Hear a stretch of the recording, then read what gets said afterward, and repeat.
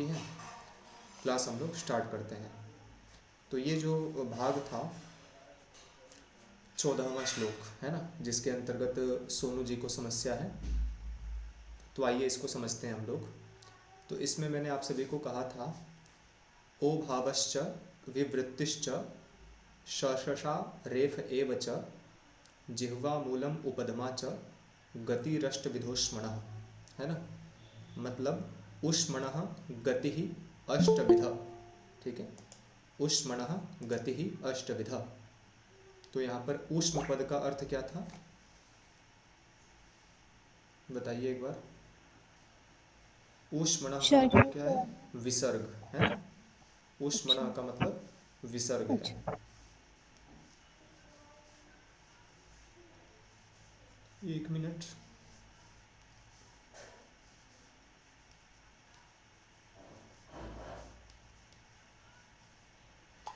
तो इसमें कहा गया है कि ऊष्मणः गति ही अष्टविध, मतलब विसर्ग की जो गतियां हैं, जो प्रकार है, वो 8 प्रकार का होता है। विसर्ग का स्वरूप 8 प्रकार का होता है। कौन कौन सा 8 प्रकार होता है, तो इसमें सबसे पहले कहा गया कि ओ भाव, मतलब कभी कभी क्या होता है, विसर्ग को ओ भाव हो जाता है, मतलब विसर्ग को ही ओ आदेश हो जाता है।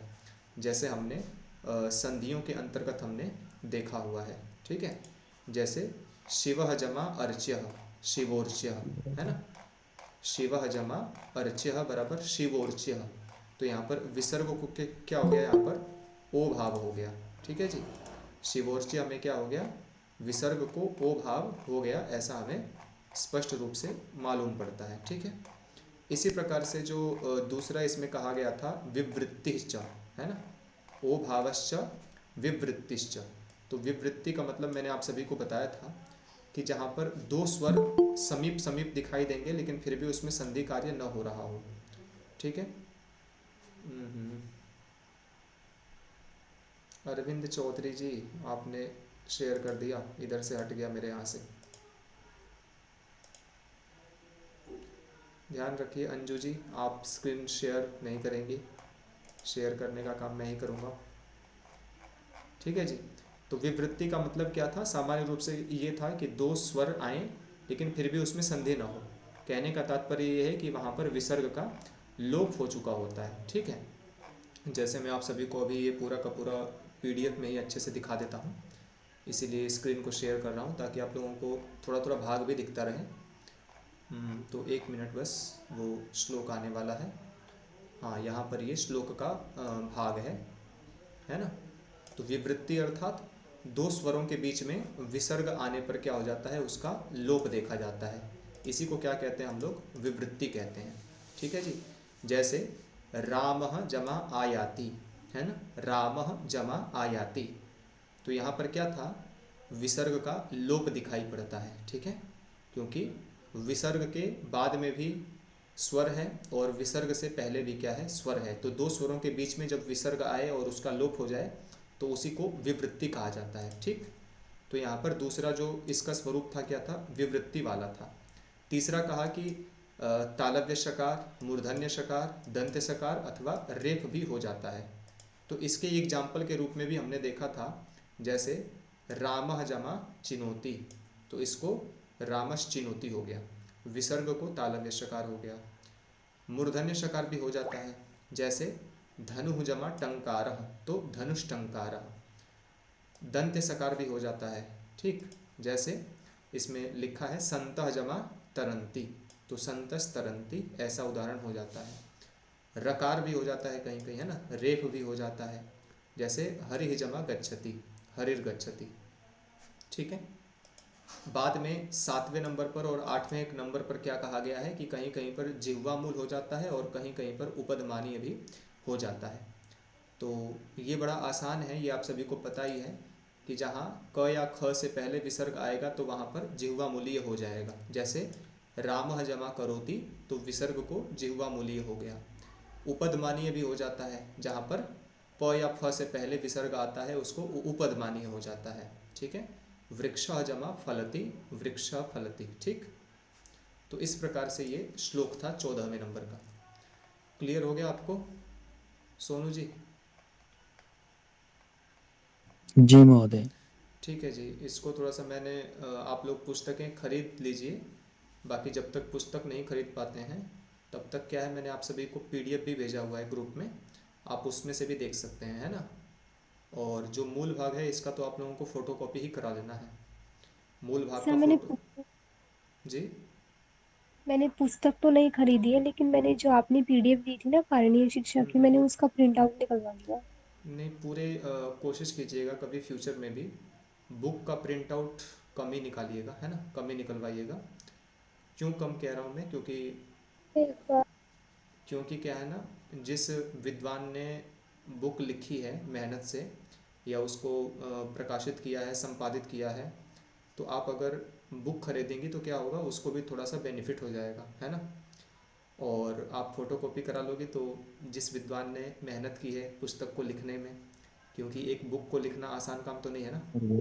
तो कुछ परसेंट जो है उसको भी मिल जाता है उसमें से।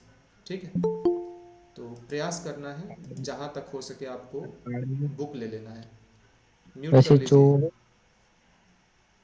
जी वैसे जो बताइए। दिल्ली के वैसे जो दिल्ली की डी यूनिवर्सिटी में जो लोग पढ़ते हैं, हम्म। वो मेरे हिसाब से डेली कैंपस में जाते तो होंगे ही। बिल्कुल बिल्कुल, चौखंबा से वो लेकिन लोग ले सकते हैं।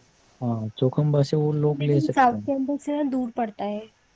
कोई बात नहीं, थोड़ा सा मेट्रो से विजिट कर सकते हैं ना, दरियागंज में भी तो है, कश्मीरी गेट के पास शायद, है ना। चलिए कोई बात नहीं, बुक पर ज़्यादा विश्वास करना है, फ़ोटोकॉपी तो ऐसे ही होता है, उसका प्रिंट इधर उधर हो जाता है, वो कभी इधर कभी उधर। कोई बात नहीं, ठीक है, आगे से ध्यान रखना है। 10-20 रुपये हमारे बचते हैं, लेकिन 10-20 रुपये के चक्कर में सोचो आप, जिस व्यक्ति ने बहुत मेहनत की है, बुक को लिखा है, बुक को शुद्ध किया है, सब कुछ किया है, तो ध्यान रखना चाहिए ना हमें उसका भी। चलिए कोई बात नहीं, आगे बढ़ते हैं। तो आइए, इसमें आज का जो श्लोक है बहुत थोड़ा सा डीपली वाला श्लोक है, तो इसको गहराई से हमें देखना है, और कठिन पाठ होने वाला है आगे का। कुछ कुछ श्लोक आसान हैं और कुछ कुछ श्लोक कठिन हैं, फिर भी हमें इसको गहराई से और अच्छे से देखना है, क्योंकि समझ में आना चाहिए पाठ आप सभी को। ठीक है जी। और बहुत मेहनत लगती है आप लोगों को पढ़ाने में, ये खास करके ये जो विषय है, पाठ है, श्लोक है, तो आप लोगों को भी पाठ पढ़ने के बाद जो है थोड़ा सा हार्ड वर्क करना है, मेहनत करनी है, और कक्षा को देखना है, रिकॉर्डिंग को देखना है। बस ये 2 लाइन के श्लोक हैं, ये बहुत विशाल नहीं है, 4-4 पंक्तियों के, या पूरा का पूरा महाकाव्य नहीं आपको पढ़ा रहे हैं, केवल 2-2 लाइन के 60 श्लोक पढ़ने हैं आपको। ठीक है, जिसमें से काफ़ी सारे श्लोक बहुत आसान हैं, आप सभी को पता है। अब जो है कुछ कुछ श्लोक ऐसे हैं जिस पर थोड़ा सा आप लोगों को दिमाग लगाना है। ठीक है, और मैं पूरा आप लोगों को स्पष्ट कर दूंगा, लेकिन यह है कि कक्षा समाप्त होने के बाद आप लोगों को पाठ को देखना है। अगर आप सोचते हैं कि बिना पाठ को देखे ऐसे ही क्लियर हो जाएगा, तो ऐसा नहीं होने वाला है। ठीक है, अब आइए एक चीज़ को हम लोग थोड़ा सा देखते हैं, इसमें समझते हैं। तो इसमें कह रहे हैं, यद्योकार प्रसंधानम उकारादि परम पदम स्वरांतम तादृशम विद्यात यत अन्यत व्यक्तमुष्मणः। तो इसको समझने के लिए थोड़ा सा क्या है ना, आप लोगों को एक पॉइंट समझना पड़ेगा पहले। जैसे एक ये था, ठीक है, एक उदाहरण आया था ना कि जहाँ पर विसर्ग को क्या हो जाता है, ओ भाव हो जाता है। जैसे इसका उदाहरण क्या था, शिवः जमा अर्च्यः। ठीक है, शिवः जमा अर्च्यः, तो इसको क्या हो जा रहा था, बताइए। शिवः जमा शिव अर्च्य, आर्ची। है ना, शिवोर्च्यः ऐसा हो जा रहा था। ठीक है, नोट कर लेना आप लोग ऐसे ऐसे, जैसे जैसे मैं लिख रहा हूँ, कुछ चीज़ों को हमें नोट करना ही होता है। इसको समझ लो, क्योंकि ये श्लोक को ही समझाने के लिए आपको मैं एक्स्ट्रा समझा रहा हूँ ये। तो शिव जमा अर्च्य बराबर शिवोर्च्य। एक उदाहरण ऐसा भी हमें देखने को मिलता है, पर जमा उपकारः। ठीक है, क्या हो जाएगा, बताइए। परोपकार। परोपकार। परोपकार। परोपकार। परोपकार। ठीक है जी, परोपकार हो जाता है ना। तो एक देखिए यहाँ पर भी परोपकार हो गया और शिवोर्च्य हो गया। तो ये कह रहे हैं कि भाई ऐसी कौन कौन सी स्थितियाँ होती हैं जहाँ हम ये जो ओ हुआ है ना, यहाँ पर परोपकार में जो ओ हुआ है, तो हम इसको यहाँ पर एक संधि काम करती है, आप सभी को पता होगा, गुण संधि हुई है यहाँ पे, है ना। परोपकार हमें कौन सी संधि हुई है?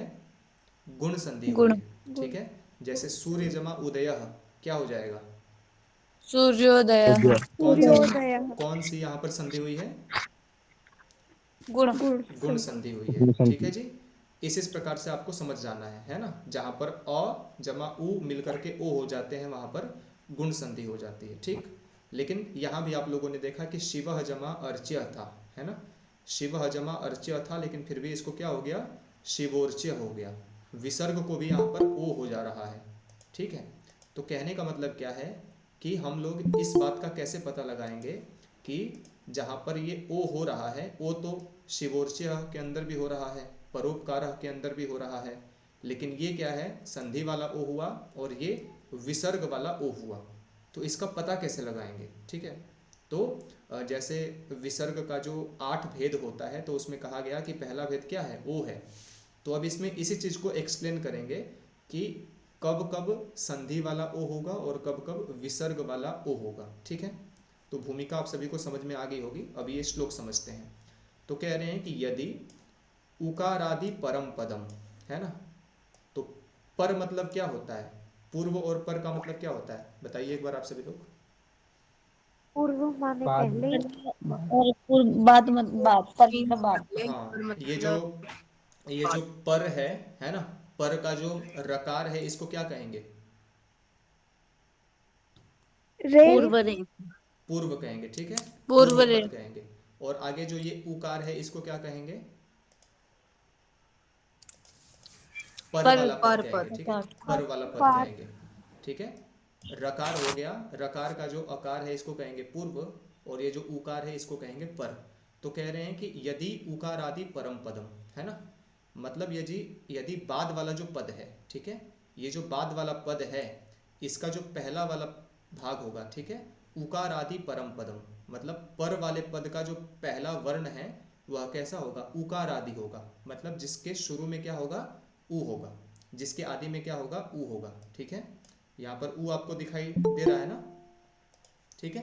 तो इसी चीज को कह रहे हैं कि यदि परम पदम उकार आदि, बाद वाला पद जो है वो उकार से प्रारंभ होने वाला होगा, तो इसमें कहा जा रहा है, इसमें कह रहे हैं कि वहां पर जो ओकार आपको दिखाई देगा ना, तो यहाँ जो आपने ये संधियों में जो आपने ये परोपकार जो आपने यहाँ पर जो ओकार यहाँ पर कर दिया, तो इसको कह रहे हैं कि ये प्रसंधानम, अर्थात ये संधि वाला ओ हुआ है, ठीक है। समझ में आया? यदि पर वाला पद का पहला वर्ण ऊ से प्रारंभ होने वाला होगा, तो हम वहां पर होने वाले ओ भाव को संधि वाला ओ भाव मानेंगे। इतना कॉन्सेप्ट आप सभी को क्लियर हुआ? सभी लोग बताइए। जी सर जी, हो गया। हो गया ना? ये बहुत अच्छे से लिखा हुआ है, समझ लो। मेरे पास लिखने के लिए कुछ भी नहीं है, माउस से ही लिख रहा हूँ मैं। तो मेरी राइटिंग देख सकते हो आप लोग, माउस से भी बहुत अच्छी है ना। पेज पर तो अच्छी नहीं सर होती है। मतलब कि जो बाद वाला जो पर है उसका जो पहला वर्ण है ऊ, हाँ, ऊ। वो ओ, जो फिर ओ बन जाएगा तो वो संधि कहलाएगा। संधि हो जाती है ना, गुण हो जाती है। अ प्लस उ बराबर ओ, ऐसा हो जाता है, ठीक है। अ प्लस उ बराबर ओ, जैसे सूर्य जमा उदय बराबर सूर्योदय, ठीक। जी ठीक है। सर। अ प्लस उ बराबर ओ, एक हो जाता है, वो दो मिलकर के एक हो जाता है, ठीक है। और आगे इसमें क्या कहा कि स्वरांतम तादृशम विद्यात्, मतलब उसमें जो ये रकार वाला जो भाग है ना, पूर्व का जो अंतिम वाला भाग है, तो इसको कह रहे हैं कि आप इसको स्वरांत ही मानना। तो बताइए ये जो रकार है ये विसर्गांत है या फिर स्वरांत है? स्वरांत है। स्वरांत है ना, क्योंकि इसमें र में कौन सा स्वर है? अ है, अकार। अकार। अ है ना। अ, तो यहाँ तक जो है एक जो प्रकरण है पूरा आपको स्पष्ट कर दिया कि भाई संधि वाला ओ तभी होगा जब पर वाला जो पद है उसका प्रारंभिक वर्ण उकार होगा, और पूर्व वाला जो पद होगा तो उसके अंतिम वाला जो वर्ण है ना वो क्या होगा? स्वरांत होगा। तभी वो क्या होगा? संधि वाला ओ वहां पर दिखाई देता है। और आगे कह रहे हैं कि यत अन्यत व्यक्तम उष्मणः, और इससे जो डिफरेंट स्थिति होगी तो वहां पर विसर्ग माना जाएगा। जैसे यहाँ पर देखिए, यहाँ पर क्या पर वाले पद का प्रारंभिक वर्ण क्या यहाँ पर ऊ दिखाई दे रहा है आपको? नहीं। नहीं दिख रहा है ना? या फिर जो पूर्व वाला जो पद है उसके अंतिम में आपको स्वर दिखाई दे रहा है? नहीं है ना? यहाँ तो नहीं विसर्ग हुआ सर। ना, विसर्ग हुआ ना। तो कह रहे हैं कि बस आपको इतना ध्यान रखना है कि पर वाले पद के शुरू में ऊ हो और पूर्व वाले पद का अंतिम वर्ण क्या हो? स्वरांत हो। तो वहां पर प्रसंधानम अर्थात संधि वाला ओ भाव दिखाई देता है, माना जाता है। लेकिन इससे अलग जहां भी आपको ओकार दिखाई दे, जैसे ये शिवोर्च्य हुआ है ना? या जैसे शिव जमा वंद्य, शिवो वंद्य, है ना? तो ऐसी स्थिति में क्या माना जाएगा कि वो विसर्ग वाला ओ हुआ है। ठीक है, सभी को क्लियर हो गया ना? सभी लोग जी बताइए, सर। किसी कोई ऐसा जी। हो जिसको अभी भी लगे कि क्या माया जाल है? रिद्धि जी आपको स्पष्ट हो गया? जी सर। चलिए ठीक है, इसका ध्यान रखिए। और आज रिद्धि जी ने अपना काम पूरा करके भेजा है, मुझे बड़ी खुशी हुई। वैसे कुछ कुछ आप लोगों ने गलतियां भी की हुई हैं, जिसको मैं आप सभी को बताऊंगा फ्री होकर के, अच्छे से देख करके। मैं बाहर था आज इसलिए देख नहीं पाया मैं। एक दो लोगों का चेक किया था जिनका बहुत अच्छा उन्होंने लिखा था। ठीक है, आगे बढ़ते हैं। 15वां श्लोक हमारा पूरा हो गया है। ठीक है जी, 16वें पर चलते हैं। इसको भी आप लोगों को ध्यानपूर्वक देखना है। अब बिल्कुल सावधानी से देखिएगा, ध्यान हटेगा तो श्लोक नहीं समझ में आ पाएगा आप सभी को, है ना? तो चलिए इसको पढ़ते हैं। दिव्याक्षी इसको पढ़िए आप एक बार श्लोक को। यद्योकार प्रसन्धानम उकारादि परमं पदम स्वरांतं तादृशं विद्यात् यद् अन्यत् व्यक्तम् ऊष्मणः।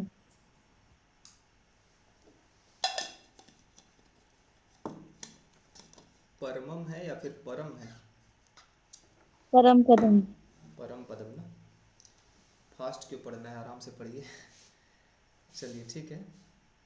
हकारम पंचमैर्युक्तम अंतस्थाभिश्च संयुतम उरस्यम तम विजानीयात कंठ्यम आहुर असंयुतम। तो इसमें क्या कह रहे हैं कि हकारम मतलब ये जो ह है ना, ये क्या हो? पंचमई ही युक्तम, है ना? मतलब ह जो है आपका, ये जो ह वर्ण है, ये हर एक वर्ग के पांचवें वर्ण के साथ में इसका संयोग हो रहा हो, मिल रहा हो। ठीक है, जैसे क वर्ग का पांचवा वर्ण कौन सा है बताइए आप सभी लोग? ग। ग। इसी प्रकार से च वर्ग का जो पांचवा है वो क्या है? ञ। इसी प्रकार से ट वर्ग का जो पांचवा है वो क्या है? ड। त ण। वर्ग का सबसे अंतिम क्या होगा? न। हाँ। न। और प वर्ग का पांचवा अक्षर क्या होगा? म। म। म। तो समझ गए आप लोग, ह को इन सभी के साथ में प्लस करना है। ठीक है, आगे क्या कह रहे हैं? या तो पांचवा वर्ण हो, या फिर आगे कह रहे हैं कि अंतस्थाभिश्च संयुतम, या फिर ह का ही क्या हो? अंतस्थों के साथ में इसका संयोग हो। ठीक है, तो बताइए अंतस्थ कौन कौन से होते हैं? यरलव। या वाराणसी। यरलव। य र ल व। तो मतलब ह को या तो जो सबसे अंतिम है यम गणनम इत्यादि, या फिर जो पांचवा है या फिर जो अंतस्थ है, आप इनके साथ में अगर इसको जोड़ते हो तो कह रहे हैं कि ह का जो उच्चारण स्थान है ना, ये क्या माना जाएगा? उरस्यम तम विजानियात। तम मतलब उस हकार को हम लोग उरस्यम मतलब उरह प्रदेश से उच्चारण किया जाने वाला विजानियात जानना चाहिए। ठीक है, उस हकार को हमें उरह प्रदेश से उच्चारण किया जाने वाला जानना चाहिए। ठीक है, तो उरह प्रदेश का मतलब क्या है? हृदय प्रदेश से। हृदय। ठीक है, कल भी आया था बार बार। उरह मतलब हृदय प्रदेश से हमें उच्चारण करने वाला मानना चाहिए। ठीक है, अब देखो ये जो है ना, यही जो नियम है ये लघु सिद्धांत कौमुदी में डिफरेंट है और यहाँ पर अलग हो गया है। और आप सभी नोट कर सकते हो बाद में इसमें कि लघु सिद्धांत कौमुदी में जो है अ क वर्ग और हकार को कंठ स्थानीय माना गया है।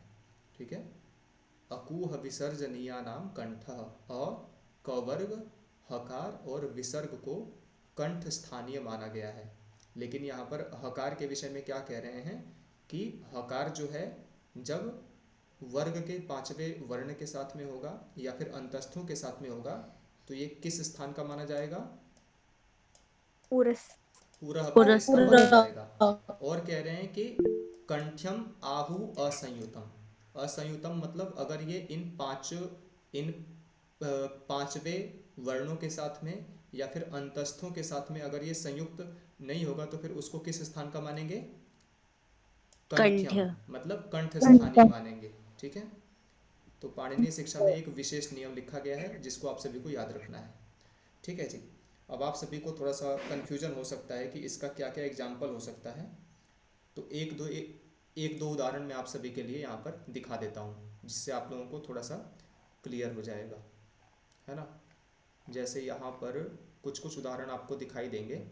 जैसे यहाँ पर देखिए, ये जो है ना पूर्वाह्न, है ना, दिख रहा है आप सभी को स्क्रीन पे।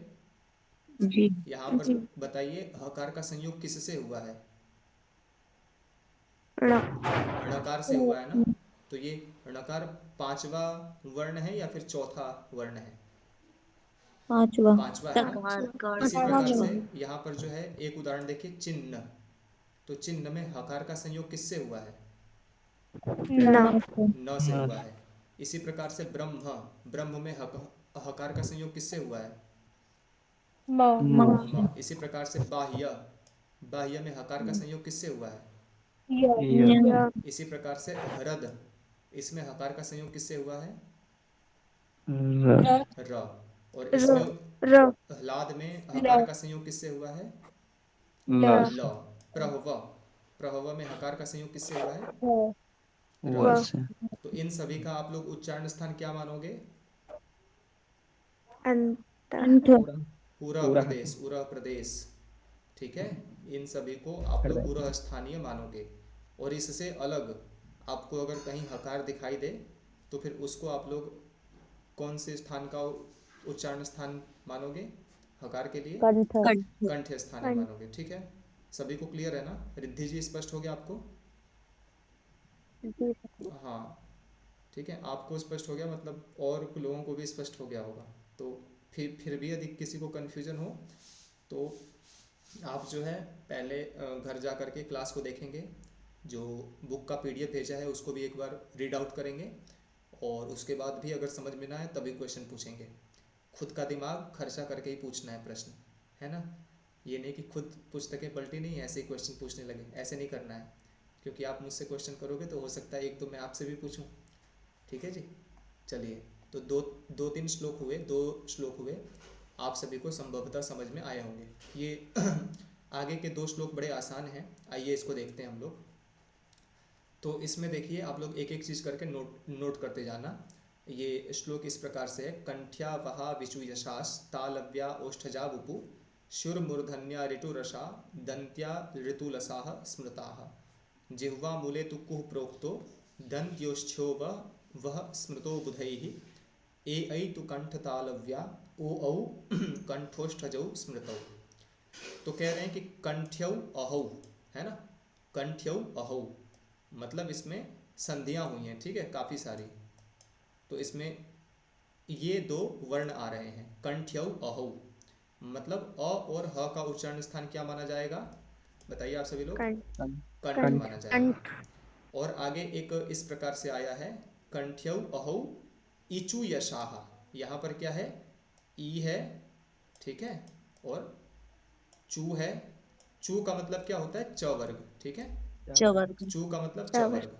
और फिर यकार है और तालव्य शकार है, ये चार है। ठीक है, ई, च वर्ग, य और तालव्य शकार। तो इनका उच्चारण स्थान क्या है यहाँ पर बताया गया? तालव्य, तालु बताया गया है। ठीक है, और आगे कहा ओष्ठजौ ऊपू, ओष्ठजौ ऊपू, है ना। ओष्ठजौ क्यों कहा? क्योंकि ये ऊ और पू दो है ना, तो दो के लिए द्वितीय विभक्ति का प्रयोग किया गया, जैसे रामः रामौ। इसी प्रकार से कंठ्यः कंठ्यौ, ओष्ठजः ओष्ठजौ। ठीक है, खुशी जी स्पष्ट हुआ आपको ओष्ठजौ क्यों कहा गया यहाँ पर? ठीक है, तो यहाँ पर जो है ऊ और पू कहा गया है। ऊ का मतलब ऊ और पू का मतलब क्या हो जाएगा यहाँ पर बताइए आप लोग? प वर्ग। पवर्ग। ठीक है, पू का मतलब प वर्ग। तो ऊ और प फ ब भ म इन सभी का उच्चारण स्थान क्या है?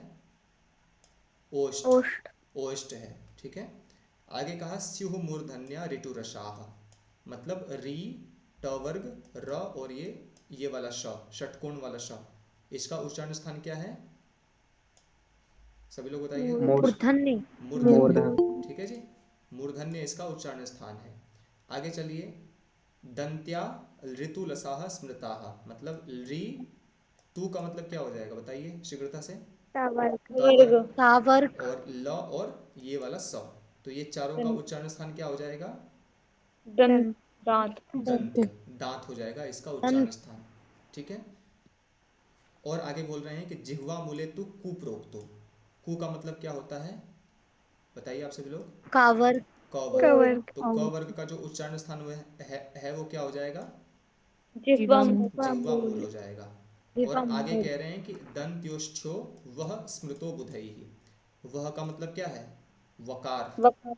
वकार का उच्चारण स्थान क्या है बताइए? यहाँ पर लिखा हुआ है दंत और ओष्ठ। दंत और ओष्ठ, ठीक है, दंत और ओष्ठ भाग से इसका उच्चारण स्थान बुधई स्मृतः, मतलब विद्वानों के द्वारा माना गया है, ठीक है। और आगे बताइए, ए और ऐ इसका उच्चारण स्थान क्या है यहाँ पर लिखा हुआ? कंठ तालव्य। कंठ और तालव्य। तालु। और ओ और औ का उच्चारण स्थान क्या माना जाएगा? कंठ और ओष्ठ। कंठ और ओष्ठ। ये दो श्लोकों में आपको किसी को भी कोई कंफ्यूजन है, कोई शंका है? क्योंकि ये बहुत इजी है वैसे तो, नहीं सर, नहीं आगे। फिर भी यदि किसी को कोई समस्या हो तो आप मुझे बताइए, मैं 5 सेकंड तक आपका वेट करता हूँ। नहीं है सर। नहीं जाते जी। ठीक है, स्वयं से भी पढ़ेंगे तो स्पष्ट हो जाएगा। तो इसका प्रश्न किस प्रकार से पूछा जाएगा पेपर में? प्रश्न तो किसी भी प्रकार से पूछ सकते हैं, वैसे मैं अभी आपका टेस्ट लूँगा तो पता चलेगा आपको कैसे कैसे प्रश्न पूछते हैं। बस सामान्य रूप से प्रश्न पूछ सकते हैं, जैसे ये री है तो री के ऊपर क्वेश्चन पूछ सकते हैं आपको कि री जो वर्ण है इसका उच्चारण स्थान क्या है, तो आपको याद रखना है दंत है। या फिर ये जो आकार है इसका उच्चारण स्थान भी आपसे पूछ सकते हैं, है ना। और सामान्य रूप से पाणिनीय शिक्षा में से 2-3 प्रश्न आते हैं, कभी कभी एक भी नहीं आते हैं। पिछली वाली परीक्षा में केवल एक ही प्रश्न आया था, तो ऐसे होता रहता है। बाकी आपको हर एक चीज़ को याद रखना है, जो भाग है इसी में से क्वेश्चन आएंगे, लेकिन आपको इसको बारंबार बारंबार कर करके देखना है, ठीक है जी।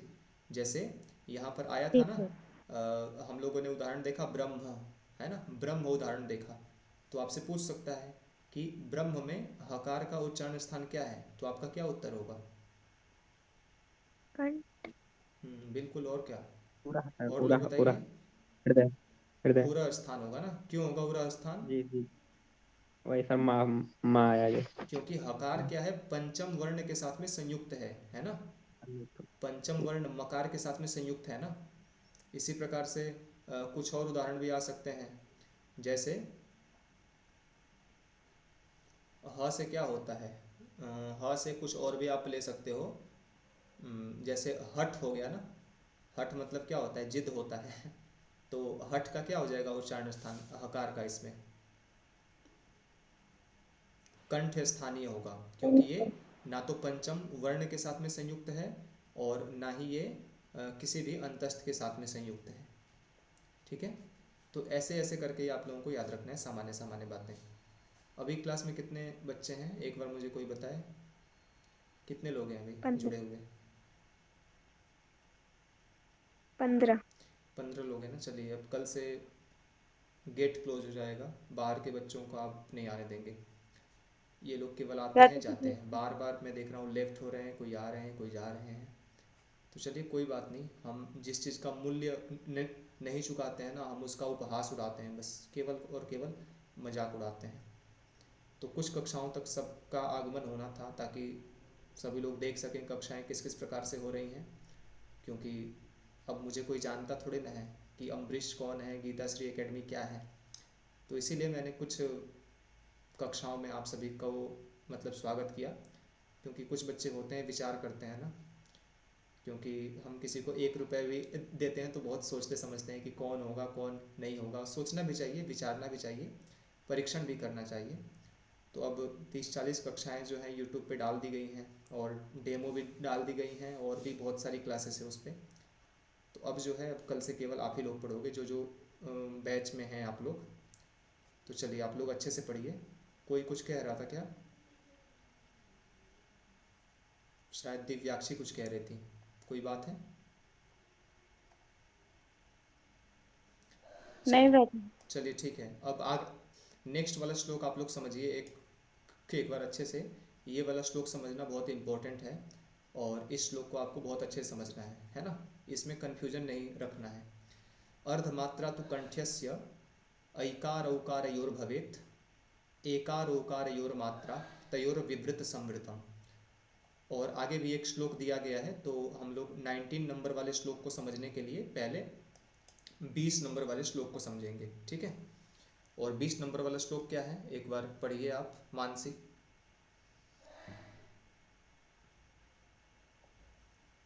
पढ़िए एक बार मानसी, आप मानसी हैं यहाँ पर कक्षा में?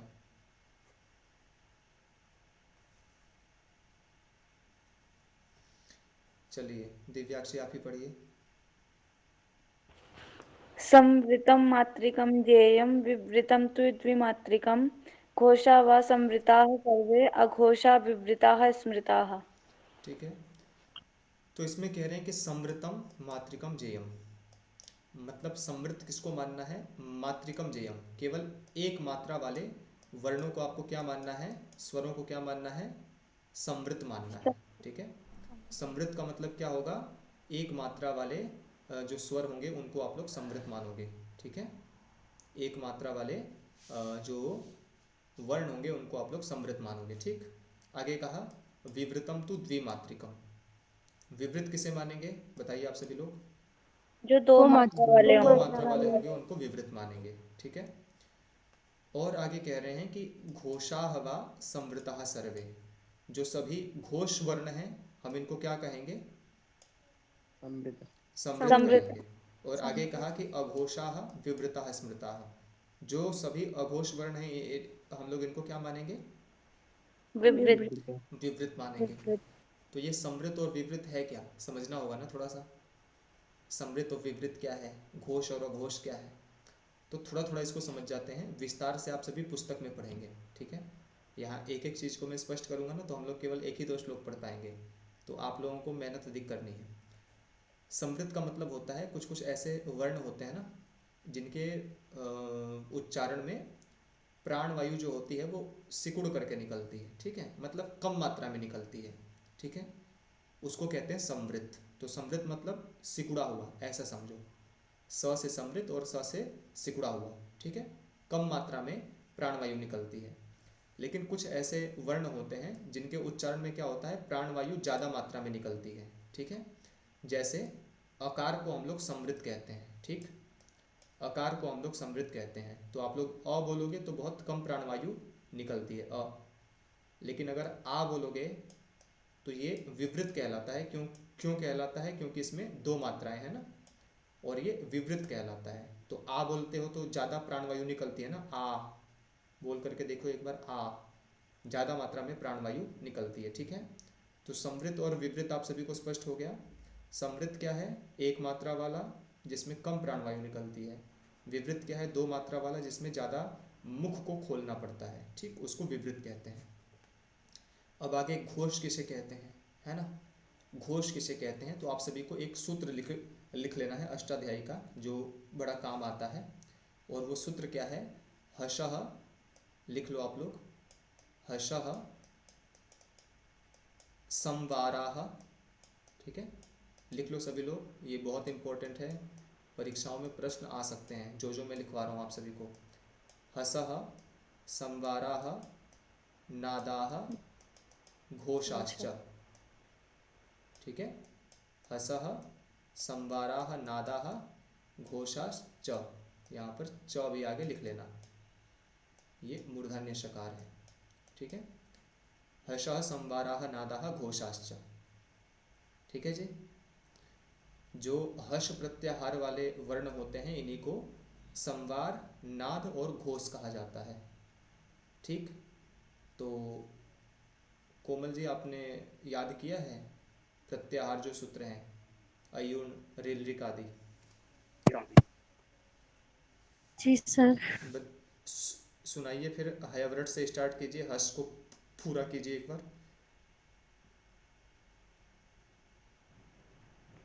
सर लाइन से याद है।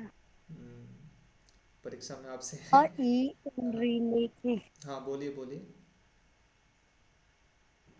आ ई उन री लिक ए औच है वरट चलिए लन कल याद करके यम आइएगा, गणनम। गलतियाँ हो रही हैं। कल याद करके आइएगा, है ना, सब लोग याद करके आइएगा। मैं आपको बता देता हूँ सर मैं सामान्य रूप से। सुनाऊं? क्या? मुझे याद है सर शुरू से। हाँ कोई हैंड रेज कर रहा है, सुनाइए आप। अ ई ऊण अयूण रील रिक एओन अयौच हयवरट लन यम नन्नम झभय घटधश जबगडदश खफ छ बस ठ हो गया हो तव। गया। जब गड़दश आ गया ना, हश पूरा हो हम्म। गया ना हमारा। हकार से प्रारंभ करके जब गड़दश का जो शकार है वहां तक हश आ गया है ना। हय वर ल यम गणन झ भय झ भ घ ढ ध जब गड़द। तो ये सभी क्या कहलाएंगे? संवार कहलाएंगे, नाद कहलाएंगे और घोष कहलाएंगे। ठीक है जी। संवार का मतलब क्या होता है? समृद्ध। संवार का मतलब क्या होता है? समृद्ध। समृद्ध का मतलब क्या होता है? इनके उच्चारण में जो मुख होता है ना, थोड़ा सा कम खुलता है। ठीक है, प्राण वायु जो है वो कम मात्रा में निकलती है, इसीलिए इसको समृद्ध या संवार कहते हैं। ठीक है जी। नाद और घोष का मतलब क्या है? नाद और घोष का मतलब ये है कि इन सभी के उच्चारण करते समय ना एक ध्वनि उत्पन्न होती है। ठीक है। घोष का मतलब क्या है कि नाद का मतलब ये होता है, नाद पहले आया हुआ है तो नाद को समझते हैं, तो एक गंभीर ध्वनि को नाद कहते हैं। ठीक है, जैसे ह य र व ल इत्यादि। तो गंभीर ध्वनि को जो है ना वो नाद कहा जाता है। ठीक है। और आगे शॉर्टकट में समझते हैं घोष किसे कहते हैं। तो घोष के लिए इसमें क्या लिखा हुआ है बुक्स वगैरह में, घोष को भी एक बार हम लोग समझते हैं। घोष को क्या कहते हैं? तो घोष को सामान्य रूप से क्या कहते हैं कि घोष मतलब होता है कि वर्णों का हम लोग जब उच्चारण करते हैं तो उसमें क्या होता है कि कुछ कुछ ऐसे शब्द होते हैं ना जो थोड़ा से गूंजते हैं। ठीक है, जिनको थोड़ा सा तेज से उच्च स्वर से बोला जाता है, इसीलिए उनको घोष कहते हैं। ठीक है, जैसे ह य व र इत्यादि है ना, तो इनको उच्च ध्वनि से बोला जाता है। ठीक है, इसीलिए इनको घोष बोलते हैं। ठीक, तो ये हशः संवारा नादा घोषाश्च, इसको याद रखिएगा। दूसरा एक और चीज़ आप लोग नोट कर लीजिए। दूसरा एक सूत्र है, इसको भी नोट कर लो, ये काम आएगा आप सभी को। खरह, ठीक है, विवारा खरह विवाराह, खरह विवाराह श्वासाह अघोषाश्च। ठीक है, श्वासाह लिख करके अघोषाश्च ऐसा लिख लीजिएगा। ठीक है, तो खर प्रत्याहार वाले वर्णों को कहा जाता है कि ये विवृत प्रयत्न वाले हैं, और ये श्वास हैं, श्वास वाले हैं। श्वास का मतलब इनको बोलते हैं तो श्वास बाहर निकलती है। ठीक है, जैसे आप लोग बोल के देख लो, ख फ छ ठ थ च, तो श्वास जो है वो बाहर निकलती है, प्राण वायु जो है ना ज़्यादा मात्रा में निकलती है, इसीलिए इनको श्वास कहा जाता है। और इनको अघोष कहा जाता है क्योंकि इसमें जो है उनकी अपेक्षा कम ध्वनि का प्रयोग होता है इसके बोलने में, ख फ छ ठ थ। ठीक है, खुशी जी आपने नोट कर लिया सारा का सारा पॉइंट? जी सर। समझ में आ रहा है क्या क्या हो रहा है इसमें? जी। पहली बार पढ़ रही है ना आप ये सब? नहीं सर। पढ़ा हुआ है बीए में। जी। चलिए कोई बात नहीं। मनीषा जी आपको स्पष्ट हो रहा है? मनीषा जी हैं जी यहाँ सर। पर। और एक और विद्यार्थी ने, मार्तंड जी आपको स्पष्ट हो रहा है? जी सर जी। और भी एक विद्यार्थी हैं जो कल जुड़ी थी, क्या नाम है उनका? वर्मा जी कोई है ना, क्या है? बोलिए आप स्वयं से या करके सामने। निधि वर्मा ऐसा करके नाम था ना, क्या नाम था आपका? जी महोदय जी। हाँ समझ में आ रहा है आपको? क्या नाम है आपका?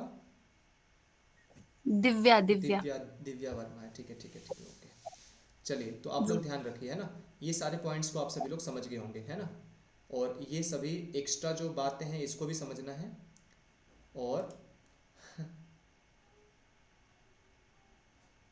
आप सभी को स्क्रीन दिख रही है कि नहीं? जी सर, दिख रही है। हाँ, जिसको नहीं दिख रही है ना, आप लोग लेफ्ट करके फिर से आ जाइए, कई बार नेटवर्क इशू हो जाता है, ठीक है? तो क्या आप लोगों ने समझा, जो समृद्ध होता है उसमें कितनी मात्राएं होती हैं?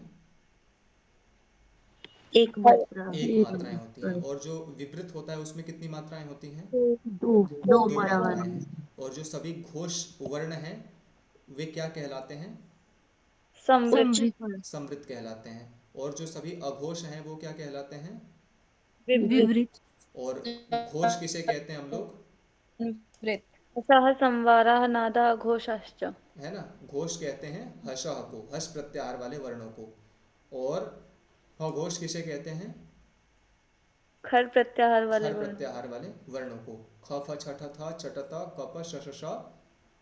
हाँ, बस श श श तक ही है, ठीक है, श श श। चलिए म्यूट कर लीजिए, अब हम लोग आगे बढ़ते हैं। ये 19 नंबर का श्लोक है, इसको समझते हैं। ये भी थोड़ा सा ज़्यादा समझने वाला है श्लोक ये, लेकिन आप लोगों को समझ में आ जाएगा। तो इसमें कह रहे हैं कि अर्धमात्रा तु कंठ्यस्य ऐकार औकारयोर भवेत एकार ओकारयोर मात्रा तयोर विवृत संवृतम। तो सबसे पहले हम लोग जो है ना लिख लेते हैं, ऐ औ। ये सब आपको समझाने के लिए है ताकि आपको श्लोक का जो आशय है ना वो अच्छे से समझ में आ जाए, ठीक है जी? नहीं तो देखा है मैंने, और लोगों को बस ऐसे ही हल्का हल्का बोल करके निकल जाते हैं, हो गया काम, बस बता दिया आपको, बस समझ में ना आए आए उससे कोई मतलब नहीं है, ठीक है? तो मैंने क्या क्या लिखा है बताइए आप सभी लोग पढ़ के। ऐ औ ए ओ। ए ओ, ठीक है। तो ऐ जो होता है ना, जब आप व्याकरण की दृष्टि से इसको देखते हो तो व्याकरण में ये ऐ कैसे बनता है? तो व्याकरण में कैसे बनता है दिव्याक्षी, बताइए। आ और ई होती है। क्या? आ और ई। कैसे बनता है?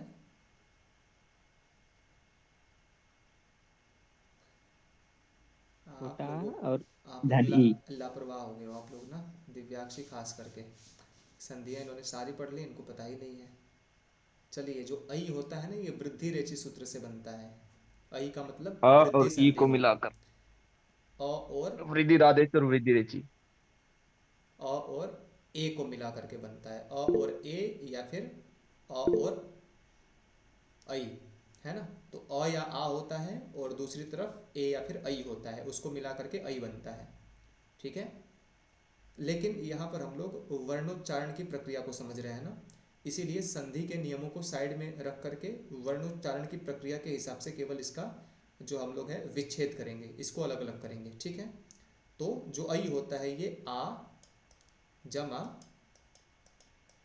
किसके सहयोग से बनता है? ई के सहयोग से बनता है, ठीक है? वर्णोच्चारण की प्रक्रिया की केवल बात हो रही है।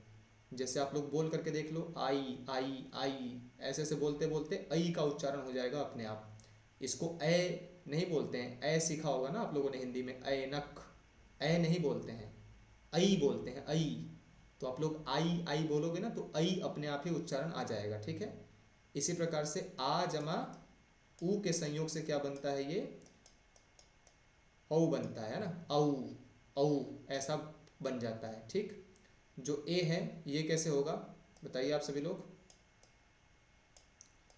अ प्लस ई के सहयोग से बनता है ये ए, ठीक है? ए ऐ ऐ करते करते फिर ए का उच्चारण हो जाता है। और ऐसे ही अ प्लस ऊ, इसके सहयोग से क्या बनता है? ये बनता है ओकार। इन चारों पॉइंट्स को नोट कर लेना है अच्छे से, बढ़िया से। कुछ छूट जाए तो कोई बात नहीं, कुछ मैं मिटा दूं आपके नोट करने से पहले, तब भी कोई प्रॉब्लम नहीं है, क्योंकि हर एक चीज़ आपकी रिकॉर्ड हो रही है। तो आप लोग बाद में भी अच्छे से बढ़िया से, कुछ शब्द न लिखे जाएं तब भी आप लोग श्रवण पर ध्यान देंगे कि मैं क्या बोल रहा हूँ, लेकिन श्लोकों को सर अच्छे से समझना है। हाँ बताइए। सर, ये जो पहले के दो है आई और आऊ है, इसमें जो ई है ये दीर्घ ई नहीं आएगा और ऊ दीर्घ ऊ? दीर्घ भी हो सकता है, ठीक है? हम्म, दीर्घ भी ठीक हो है सर। सकता है, लेकिन व्याकरण वाले में होता है खास करके। ये मैंने कहा ना, ये वर्णोच्चारण की एक बहुत ध्वनि की प्रक्रिया हम लोग समझ रहे हैं, कि ध्वनि कैसे अच्छा। निकलती है। व्याकरण में हम लोग पढ़ते हैं तो क्या होता है, आ प्लस ई मिल करके गुण होता है, केवल ए होता है ना। हम्म। आ प्लस ई या फिर अ प्लस ई, ये ह्रस्व हो या फिर दीर्घ हो, दोनों को मिला करके गुण होता है यहाँ पर। जी लेकिन जी हम जी। क्या कर रहे हैं, वृद्धि वाला कर रहे हैं, क्योंकि हमें उच्चारण की प्रक्रिया को समझना है। ठीक है, अच्छा तो ठीक है हमें सर। बस ये समझना है कि जो दीर्घ वाले ये ऐ और औ हैं, वैसे तो चारों के चारों ही दीर्घ वाले हैं, मतलब जो वृद्धि वाले ऐ और औ हैं शुरू के, तो उसमें शुरू शुरू में आ होता है और बाद में ई और उ होता है। लेकिन जो ये ए और ओ हैं, तो इसमें अ प्लस ई अ प्लस उ का संयोग होता है। ठीक है, और ये सारा का ठीक सारा है। ये रामायण में क्यों आपको पढ़ा रहा हूँ, ये श्लोक को समझाने के लिए, क्योंकि ये श्लोक पाणिनीय शिक्षा में सबसे ज़्यादा कन्फ्यूजन मचाने वाला है। ठीक है, शंका करने वाला है, इसीलिए मैं आपको ये बता रहा हूँ। अब इस श्लोक को समझते हैं। तो इसमें ये कह रहे हैं कि ऐकार और औकारयोः, मतलब ऐ और औकारयोः, मतलब ऐ और औ में कह रहे हैं कि अर्धमात्रा, जो आधी मात्रा है ना, ये जो आधी मात्रा है शुरू वाली, तो इसमें कह रहे हैं कि ये क्या है, कंठ्यस्य, अर्थात कंठ स्थानीय है। ठीक है, ऐकार और औकार में जो आधी मात्रा है ना, ये सभी में क्या है, कंठ स्थानीय है। ठीक है, और केवल इसी में नहीं है, अपितु ये इसमें भी एकार और ओकारयोः। ठीक है, एकार जमा ओकार, तो यहाँ पर एकार जमा ओकार, यहाँ पर अ था, यहाँ पर ओ था, अ ओ मिल करके ओ हो गया। ठीक है, तो ये व्याकरण का नियम चल रहा है इसमें। तो यहाँ पर क्या कह रहे हैं कि ए और ओ में भी जो आदि मात्रा है ना, अ तथा अ, ये सभी क्या है, कंठ स्थानीय है। बताइए, जो हमने अ का उच्चारण स्थान पढ़ा था, तो ये कंठ ही था ना, कंठ्यौ अहौ इचु यशाह पढ़ा था ना हमने अभी। तो ये जो अ या आ है, इसका उच्चारण स्थान क्या माना जाएगा, कंठ कंठ। मानेंगे ना। तो इसमें इसी चीज को बता रहे हैं कि ऐ और औ में या फिर ए तथा ओ में जो आधी मात्रा है, तो वो क्या कह रहे हैं कि कंठ स्थानीय है।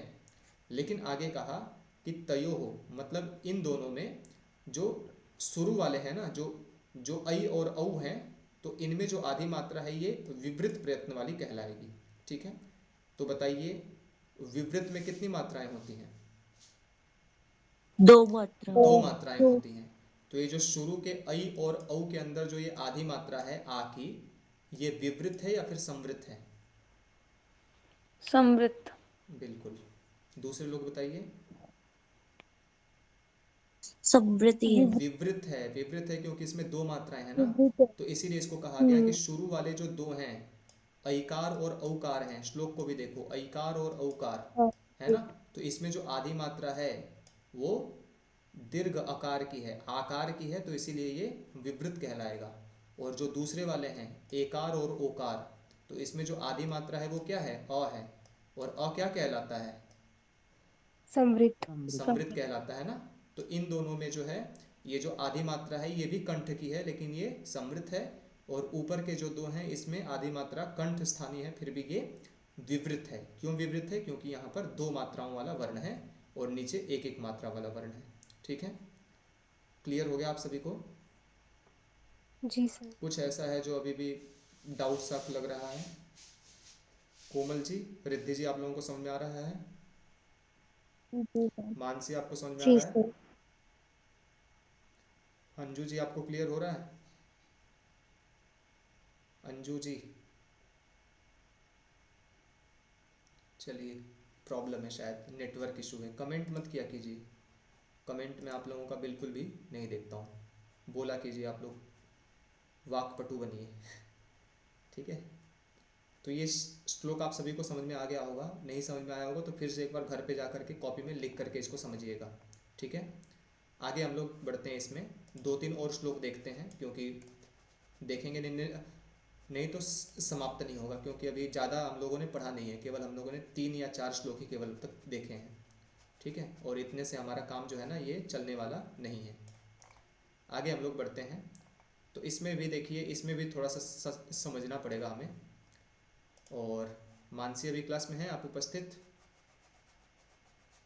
मानसी, पूजा जी आप हैं अभी, हाँ मैं हूँ। हाँ पढ़िए एक बार, ये श्लोक को पढ़िए एक बार। 21 नंबर वाले को। ठीक है।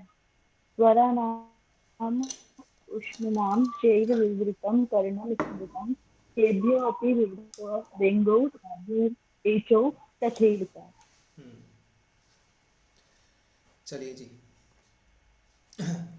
स्वराणाम ऊष्मणाम चैव विवृतं कर्णं स्मृतं तेभ्योपि विवृतौ एङ्गौ ताभ्याम ऐचो तथैव च। ठीक है, तो इसमें एक चीज़ को आपको समझना है। ठीक है, जैसे एक कक्षा में मान लो 10 बालक हैं। ठीक, एक कक्षा में 10 बालक हैं। एक ने 5वां स्थान प्राप्त किया, एक ने तीसरा किया और एक ने पहला किया। ठीक है, तो 5वें वाले को हम क्या कहते हैं कि ये अच्छा है, पढ़ाई में अच्छा है ना। तीसरे वाले को क्या कहेंगे कि ये 5वें वाले की अपेक्षा पढ़ाई में क्या है, और अच्छा है ना। और जो पहला वाला होगा हम इसके लिए क्या कहेंगे, पढ़ाकू। ये पढ़ाई में सबसे अच्छा है ना। कहने का ठीक। मतलब ये है कि 3 प्रकार के लेवल होते हैं, है ना, गुड बेटर बेस्ट वाले। ठीक है, गुड बेटर बेस्ट। गुड मतलब अच्छा, उससे अच्छा और सबसे अच्छा। जैसे समाज में भी कोई होता है ना तो उसको कहते हैं कि ये व्यक्ति श्रेष्ठ है, लेकिन कोई उससे भी अच्छा दिख जाता है तो कहते हैं कि श्रेष्ठ तर है। अगर कोई उससे भी उच्च कोटि का कोई व्यक्ति दिख जाता है तो क्या कहते हैं कि श्रेष्ठतम है ना।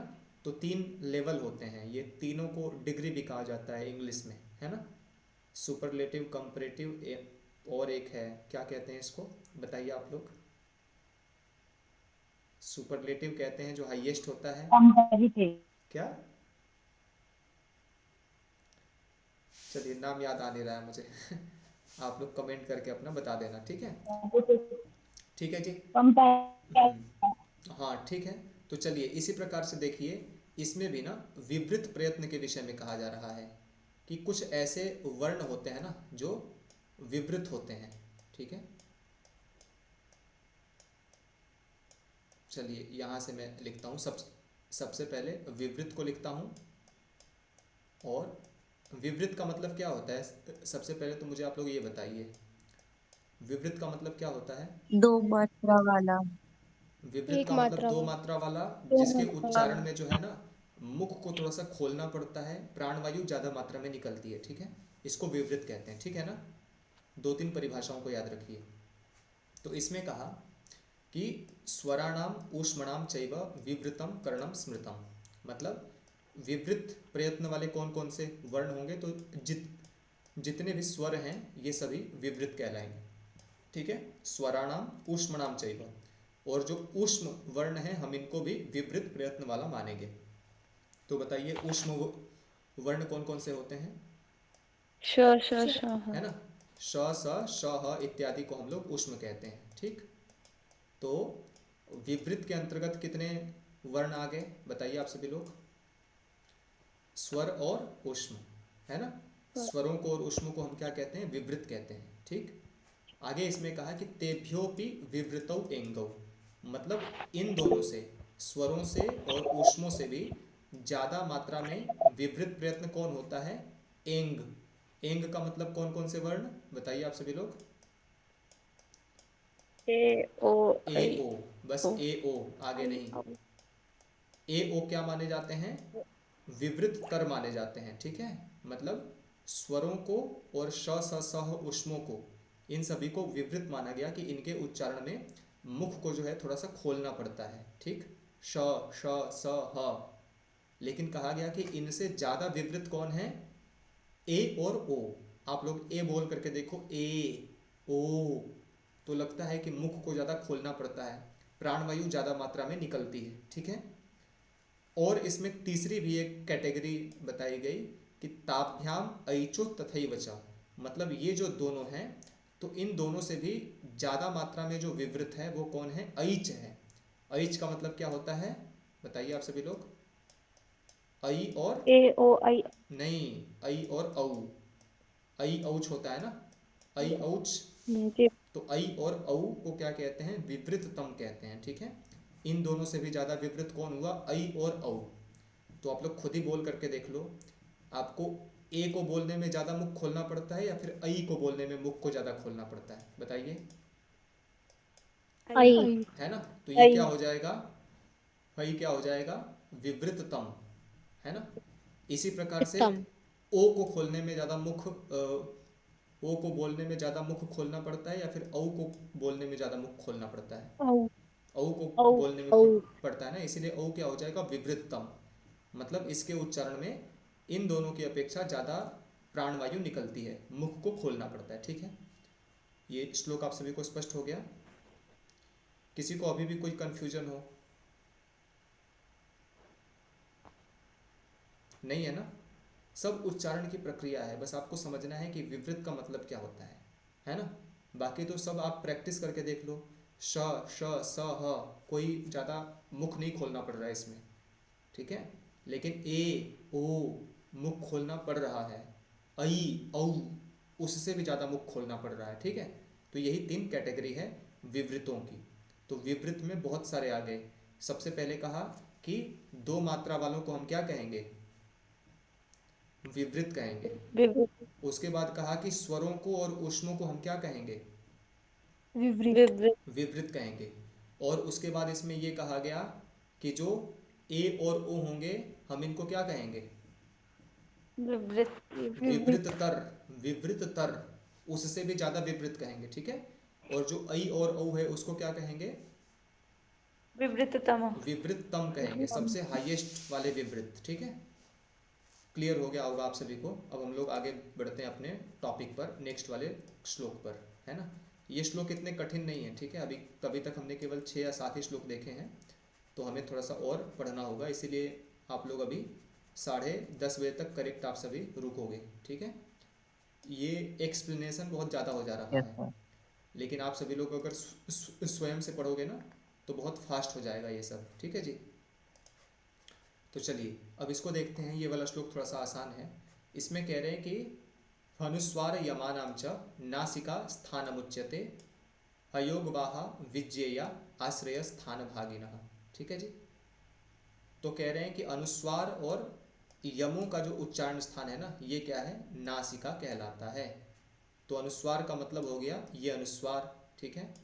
और यम किसे कहते हैं, बताइए आप सभी लोग, कम खम कम है ना, कम खम या फिर कुम खुम गुम गुम इत्यादि, ठीक है। तो इनका उच्चारण स्थान क्या माना गया है, नासिका नासिका। कोई भी व्यक्ति अनुस्वार का उच्चारण नासिका से ही तो करता है ना, तो ये तो विवृतम। बिल्कुल ठीक है। आगे हम लोग बढ़ते हैं, तो इसमें कहा कि अयोगवाहा विज्ञेया आश्रय स्थान भागिना, जो अयोगवाह होते हैं ना, ये अपने आश्रय के ही स्थान को ग्रहण करते हैं, ठीक है। अब ये जो अयोगवाह हैं ये कौन कौन से होते हैं, तो अयोगवाह के रूप में जो भिन्न भिन्न जो है ना आचार्यों का मत है, लेकिन मुख्य रूप से जो है अनुस्वार को और विसर्ग को, है ना, अनुस्वार को और विसर्ग को सभी लोग जो है अयोगवाह मानते हैं, ठीक है। तो जैसे आप सभी को ध्यान रखना है, अगर मान लीजिए अगर च है, ठीक है, अगर च के ऊपर कभी अगर ये विसर्ग लग गया, ठीक है, च के ऊपर अगर विसर्ग मान लो लग गया, तो आपको ध्यान रखना है कि ये विसर्ग किसके ऊपर आश्रित है। तो ये विसर्ग च के ऊपर आश्रित नहीं है, अपितु ये विसर्ग जो है ना च में स्थित अकार के ऊपर आश्रित है ना। तो जो अ है इसका उच्चारण स्थान क्या है, बताइए आप सभी लोग, कंठ कंठ है ना। कंठ। इसीलिए कंठ। ये जो विसर्ग है इसका उच्चारण स्थान भी क्या हो जाएगा, कंठ कंठ हो जाएगा। कंठ। क्यों कंठ। क्यों हो जाएगा, क्योंकि कहा था कि अयोगवाह को हमें क्या जानना चाहिए कि जिसके ऊपर ये आश्रित होता है उसी के उच्चारण स्थान को ग्रहण कर लेता है, ठीक है। तो अगर मान लीजिए गुरुहु है, ठीक है, गु और रुहु, तो गुरुहु में जो विसर्ग है इसका उच्चारण स्थान क्या माना जाएगा, बताइए आप सभी लोग, ऊ ऊ। उ। ऊ के ऊपर ये आश्रित है, इसीलिए ऊ का उच्चारण स्थान क्या है, ओष्ठ, मूर्ध ओष्ठ है ना, सॉरी है ना। ऊ का उच्चारण स्थान ओष्ठ है, इसीलिए विसर्ग का यहाँ पर उच्चारण स्थान क्या हो जाएगा, ओष्ठ हो जाएगा। ओ, ठीक है, इसी प्रकार से मान लीजिए कभी हरि ही पद आ गया, हरि ही, है ना, हरि ही पद आ गया, तो अब मुझे सोच करके बताइए हरि पद में विसर्ग का उच्चारण स्थान क्या माना जाएगा? तालु। तालु माना जाएगा। क्यों माना जाएगा तालु? ईचू या शाना ये आ रहा है कोई चूषा कंठ्यौ अहौ इचु यशास तालव्या ओष्ठजौ उपु, है ना, तो इसीलिए तालु इसका उच्चारण स्थान माना जाएगा। ठीक है जी, तो ये स्पष्ट हो गया ना आप सभी को? 22वां नंबर का श्लोक, कोई कंफ्यूजन तो नहीं है ना? आगे बढ़े। भ्राता जी। बताइए, आप हैं यहाँ पर, मुझे अभी पता ये जो चला। अयोग वहा है, हम्म। ये जो अयोग वहा है, मतलब विसर्ग को ही अयोग वहा बोलते हैं। नहीं, विसर्ग को नहीं बोलते हैं, मैंने बोला ना, अनुस्वार और विसर्ग को जो है हयोगवाह बोलते हैं। इस मत के समर्थक ज़्यादा आचार्य हैं। बाकी कुछ आचार्य ऐसा भी मानते हैं कि अनुस्वार को, विसर्ग को, जिह्वा मूल को और जो यम है, इन चारों को ही लोग क्या मानते हैं कि ये अयोगवाह कहलाते हैं। ठीक है, लेकिन ज़्यादातर जो आचार्य हैं ये अनुस्वार और विसर्ग को ही अयोगवाह मानते हैं। ठीक है, जी। एक बार आपको बुक भी पढ़ना है ना, मैं तो पढ़ा रहा हूँ, एक बार बुक में भी जो व्याख्या लिखी हुई है ना, एक बार उसमें भी एक बार आप लोग जाएंगे तो उसमें आपको दिखाई दे देगा। ठीक है, बाकी कोई बात नहीं, क्वेश्चन वगैरह जो है ना वो पूछना आपका बनता है। तो इसमें एक सूत्र आता है, पाराशरीय शिक्षा में इस प्रकार से एक सूत्र आता है, अम अह इत्यनुस्वार विसर्गौ अयोग बाहौ। ठीक है, अम अह इत्यनुस्वार विसर्गौ अयोग बाहौ। ठीक है, तो ये पाराशरीय शिक्षा में आचार्य पराशर ने अनुस्वार और विसर्ग को अयोगवाह माना है। ठीक, और ये जिसके ऊपर आश्रित होते हैं उसी के उच्चारण स्थान को ग्रहण कर लेते हैं। ठीक है, आगे बढ़ें। जी। हाँ ठीक है जी, श्लोक थोड़े से, अब एक दो श्लोक हैं जो वैसे आने वाले हैं, लेकिन समझना है हमको, भागना नहीं है हर एक चीज़ से। अभी भी हमारे पास 20 मिनट है। आप सभी को श्लोक समझ में आ रहे हैं कि नहीं आ रहे हैं? कहीं ऐसा तो नहीं कि भाग रहे हैं ऊपर से? मार्तंड जी, दिव्या जी, आ रहा और सोनू जी, खुशी जी, कोमल जी, जी सर। रिद्धि जी, जी। पूजा जी, यस सर। आ रहा है ना? इसको प्रैक्टिस करना है।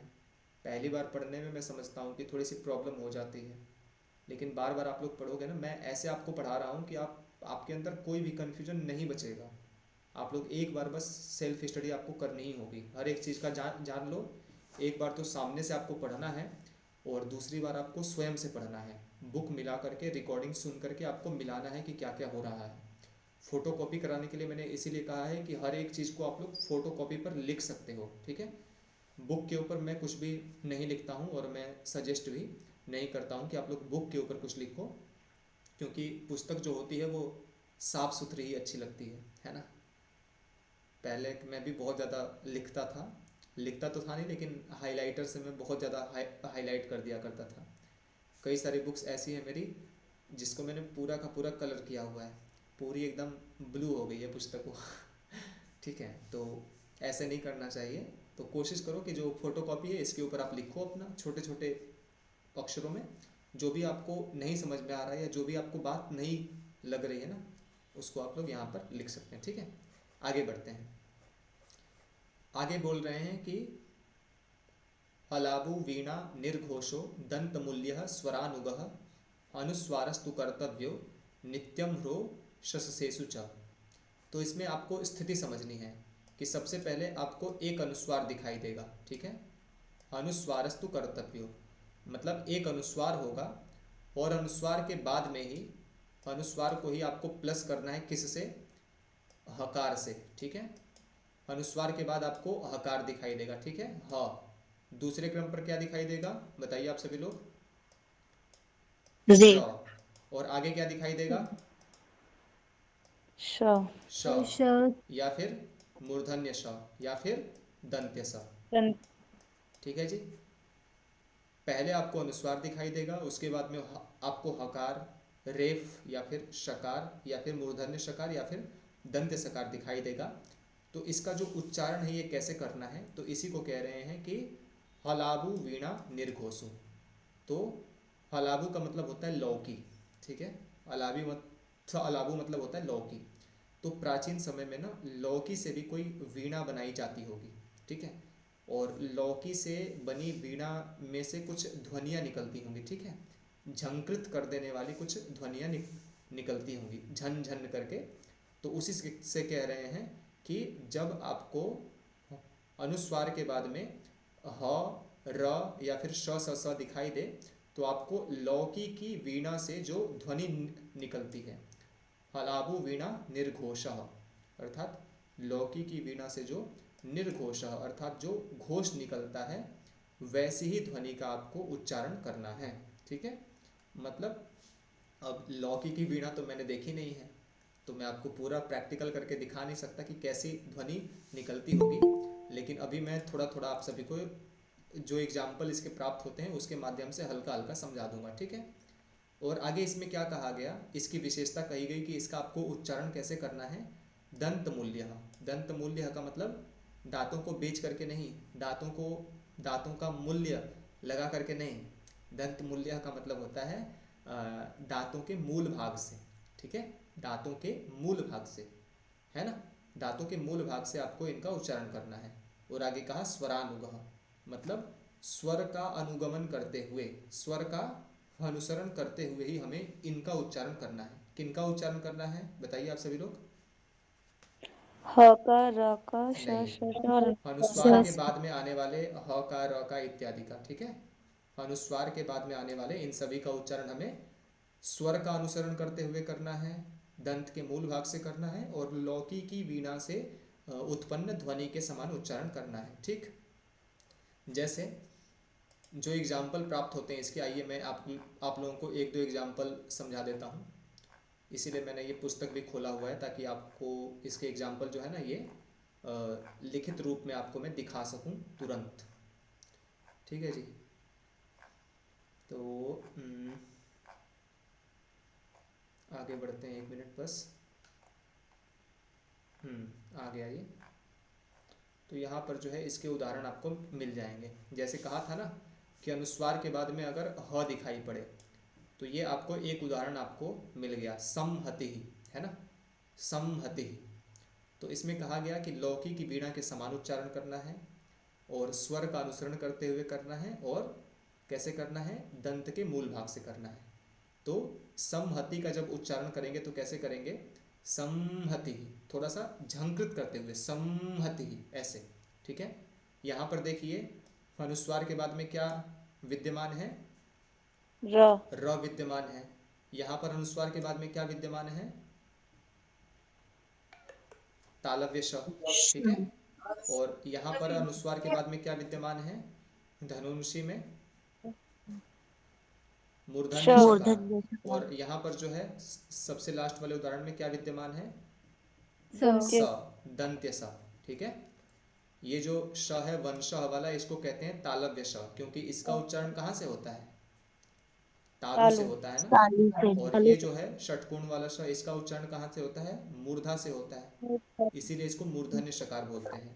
और ये जो शकार है इसको दंत्य शकार बोलते हैं, क्योंकि इसका स्थान ऋतु लसानम दंतः ऐसे करके होता है, ठीक है। तो इसको कैसे कैसे बोलेंगे, जैसे संहति, संरंभ, वंसः, वंसः। तो आप लोग देखोगे तो दांत का मूल भाग भी टच होता है, धनुंसी, बिना दांत के आप नहीं बोल सकते, कंसः, कंसः, दांत का मूल वाला जो भाग है ना ये टच करता है, संहति, कंसः। तो थोड़ा सा झंकृत करते हुए बोलना है, यही इसका भाव है, ठीक है। आप सभी को स्पष्ट हो गया ये, कैसे कैसे आप लोग पाठ करोगे इनका जी बताइए। सर। चलिए जी। दो और श्लोक हम लोग देखते हैं, उसके बाद पाठ को समाप्त कर देंगे। कोई कुछ बोल रहा था, कोई कुछ बोल रहा है, किसी का कोई प्रश्न हो शायद। चलिए ठीक है, आगे पढ़ते हैं। क्लास में अंजू जी हैं कि नहीं, अंजू जी। चलिए शायद नेटवर्क इशू है। आगे हम लोग पढ़ते हैं। आइए 2 श्लोक और पढ़ने हैं, 25 तक का भाग कंप्लीट करते हैं। और ये 30 तक लगभग वर्णों के उच्चारण की ही प्रक्रिया है, तो थोड़े से श्लोक आपको डिफरेंट लग सकते हैं। 30 के बाद में जो है आसान प्रकरण स्टार्ट हो जाएगा। और कठिन हो या आसान हो, कोर्स में है तो पढ़ना है। और अगर आपको क्लास में रहते हुए समझ में आ पा रहा है तो आप लोग समझ जाओ कि आप लोगों को बाद में थोड़ा सा ही बस मेहनत करना पड़ेगा, लेकिन सेल्फ स्टडी तो आपको करनी ही होगी। तो इस श्लोक में कह रहे हैं कि अनुस्वारे विवृत्याम तु विरामे चाक्षरद्वये द्विरोष्ठ्यौ तु विगृह्णात् यथौकार वकारयोः। ठीक है, यत्रौकार वकारयोः, ऐसा यहाँ पर पाठ मिलता है ना। तो कह रहे हैं कि द्विरोष्ठ्यौ तु विगृह्णात्, है ना। द्विरोष्ठ्यौ मतलब 2 बार ओष्ठ को ग्रहण करना चाहिए। तो 2 बार ओष्ठ को ग्रहण करने का मतलब ये है कि दोनों ओष्ठ वाले भाग को खोल करके बोलना है। ठीक है, द्विरोष्ठ्यौ तु विगृह्णात् का मतलब दोनों ओष्ठ को खोल करके बोलना है। किसको किसको बोलना है, तो कह रहे हैं कि यथा औकार वकारयोः। तो सबसे पहले हमारे पास क्या आया, औकार आया। ठीक है, सबसे पहले आया औकार और फिर आया वकार, है ना। यथा औकार वकारयोः या फिर यत्रौकार वकारयोः। तो आप लोग औ जो है ना, आप लोग औ को बोल करके देखो एक बार, क्या ये ओष्ठ को चिपका करके बोला जा सकता है औ ऐसे, या फिर ओष्ठ को खोल नहीं। करके बोल सकते हैं। खोल करके बोलेंगे ना, तो बोल रहे हैं कि द्विरोष्ठ्यौ तु विगृह्णात्। औ को बोलने के लिए बच्चों की तरह, जैसे बच्चे होते हैं ना, तो दांत को पीस करके बोलते हैं कि नहीं मुझे दूध नहीं पीना ऐसे करके। तो आप लोग औ को बोलना चाहोगे तो औ नहीं बोल सकते हो, औ ओष्ठ को खोलना ही पड़ेगा, औ, है ना। इसी प्रकार से जो व है, व का उच्चारण करके देखिए। व का उच्चारण आप ओष्ठ को खोल करके कर रहे हो या फिर ओष्ठ को चिपका करके कर रहे हो, खोल करके। खोल करके खोल कर कर। रहे हैं ना। तो इसीलिए कह रहे हैं कि द्विरोष्ठ्यौ तु विगृह्णात्, है ना। तो औ और वकार को कह दिया। और आगे कहा कि अनुस्वार हो ना जहाँ पर, वहाँ पर भी आपको ध्यान रखना है कि जहाँ भी आपको अनुस्वार दिखाई देगा वहाँ भी आपको ओष्ठ को थोड़ा सा खोलना है। जैसे कन, कंसः, है ना, कंसः। तो अब अपने आप ही जो ओष्ठ वाला भाग है ऊपर हो जाएगा, कंसः, है ना। वंशः, वंशः, ठीक है, कंसः, वंशः, अपने आप ही ओष्ठ वाला भाग खुल जाएगा। ठीक है, आप लोग भी प्रैक्टिस कर सकते हो। मेरे से जितना हो सकता है मैं आपको एक्टिंग करके दिखा दे रहा हूँ कि ऐसे ऐसे पाठ करते हैं। विवृत्ति किसे कहते हैं, तो ये पीछे आप लोगों ने पढ़ा कि 2 स्वरों के बीच में विसर्ग आता है तो उसका लोप हो जाता है ना। जैसे विसर्ग वाले में हमने क्या उदाहरण पढ़ा था, उसमें क्या उदाहरण था आप लोगों को याद है? चलिए कोई बात नहीं। रामः आयाति। हाँ, रामः प्लस आयाति, है ना। तो उसी प्रकार से आप लोग देख लो, जब आप लोग ऐसा कुछ पाठ करोगे जहाँ पर विसर्ग का लोप हुआ हो तो वहाँ भी आप लोगों को थोड़ा सा ओष्ठ को खोलना होगा, ब्रेक लेना होगा। ठीक है, जैसे रामः मह, तो इसे रामः आयाति तो बोलेंगे राम आयाति, राम आयाति। तो ओष्ठ अपने आप ही आपका खुल जाएगा, राम आयाति, राम आयाति, है ना। तो थोड़ा सा ओष्ठ हमारा खुल जाता है। ठीक, जहाँ पर विराम हो रहा होता है वहाँ भी आपको क्या करना होता है, थोड़ा सा रुकना होता है, मतलब वहाँ पर भी आपको ओष्ठ वाला भाग खोलना होता है ना। जैसे कोई भी आप लोग मंत्र पाठ पढ़ते हो तो वहाँ आपको थोड़ा सा ओष्ठ को खोलना होता है। ठीक, जैसे ओम अग्निमीडे पुरोहितम यज्ञस्य देवं ऋत्विजं होतारं रत्नधातमम्। तो विराम कहने का मतलब क्या हुआ कि जहाँ पर विराम होता है, जैसे विराम के विषय में इसमें क्या कहा गया है, तो वर्णों का उच्चारण अभाव, है ना। विराम अर्थात अवसान, अवसान को अर्थात कैसे समझ सकते हैं जैसे विराम अर्थात अवसान, अवसान अर्थात इसको कैसे बताया जा सकता है आप सभी को? विरामो विरामोसानम सूत्र थोड़ी ना पढ़ाना है, हमने इसको प्रैक्टिकल करके एक बताना है ना कि ओष्ठ का भाग कहाँ खुल रहा है। तो जैसे विराम की स्थिति कहीं कहीं पर देखी जाती है, जैसे राम अत्र आगच्छतु, आगच्छतु, है ना। तो जैसे सामान्य भाषा में हम लोग कोई कोई प्रयोग करते हैं, राम अत्र आगच्छ, छ, तो ऐसा कुछ जब पाठ होता है विराम वाला जो भाग होता है, तो वहाँ पर जो है ओष्ठ हमारा थोड़ा सा खुलता है, जैसे राम गच्छतु, है ना, तू, तो अब अपने आप ही जो ओष्ठ वाला भाग है थोड़ा सा खुलता है, ऐसा कह रहे हैं ये, ठीक है जी। या फिर ऐसा भी है द्विरोष्ठ, थोड़ा सा देर तक उच्चारण करते हैं, जैसे राम गच्छतु, है ना, है ना, ऐसा कुछ। जैसे वाग्निमीडे पुरोहितम यज्ञस्य देव मृत्विजम होतारम रत्न धातमम, थोड़ा सा देर तक पाठ करते हैं ना, मम, है ना। जैसे क्या बोलते हैं, पंडित जी भी जब स्वाहा का उच्चारण करते हैं तो क्या बोलते हैं, स्वाहा, ऐसे करके, ठीक है। तो जहाँ भी विराम का भाव आता है तो थोड़ा सा देर तक उच्चारण करते हैं, ठीक है जी। आगे एक और पॉइंट है अक्षर द्वय। अक्षर द्वय का मतलब जहाँ कहीं भी संयुक्त अक्षर होता है तो वहाँ भी हमें क्या करना पड़ता है, थोड़ा सा हमें क्या करना होता है, हमें ओष्ठ को थोड़ा सा 2 बार खोल करके उच्चारण करना होता है, मतलब ज़्यादा खोल करके उच्चारण करना होता है, ठीक है। जैसे कनिष्ठ, कनिष्ठ, है ना, ज्येष्ठ, ज्येष्ठ, तो ऐसा कुछ जब भी होता है तो हमें थोड़ा सा ब्रेक लेना होता है, ओष्ठ वाला भाग ज़्यादा खोलना पड़ता है और वायु को ज़्यादा मात्रा में निकालना होता है, यही है द्विरोष्ठ्योतु विगृह्णात वाला, है ना, भाग, ठीक है। यहाँ तक आप सभी ने समझा। और आगे का जो भाग है ये बड़ा आसान है, और एक श्लोक है जो यही आज के पाठ का लास्ट श्लोक है, आप इसको देख लीजिए, बड़ा आसान श्लोक है। तो इसमें कह रहे हैं कि व्याघ्री यथा हरेत पुत्रान दंष्टाभ्याम न च पीड़येत भीता पतन भेदाभ्याम तद्वत वर्णान प्रयोजयेत, है ना।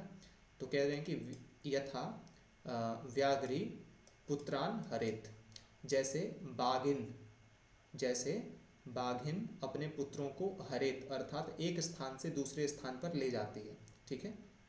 किसके माध्यम से ले जाती है, दंष्ट्राभ्याम, मतलब अपने दांतों में फंसा करके, दांतों में ऐसे पकड़ करके उसकी गर्दन को वो ले जाती है। और कह रहे हैं कि न च पीड़यत अर्थात उसको पीड़ित नहीं करती है।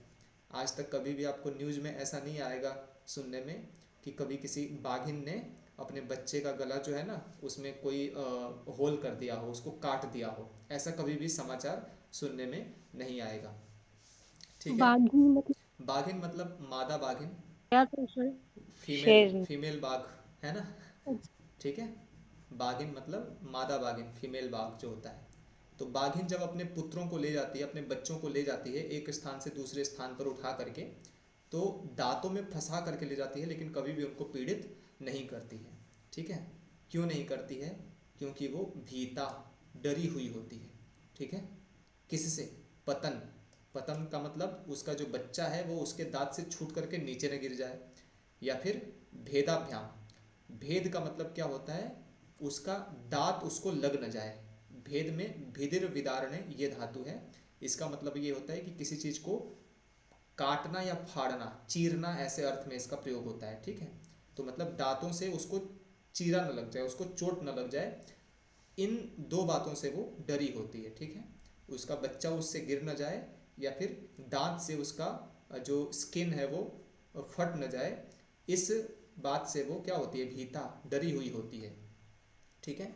तो कह रहे हैं कि जिस प्रकार से एक बाघिन इतना डरी हुई होती है कि मेरे बच्चे को चोट न लग जाए और ये छूट के नीचे न गिर जाए, क्योंकि बाघिन कभी पेड़ पर चढ़ना होता है, कभी ऊंचे स्थानों पर, कभी पानी में, कभी इधर कभी उधर।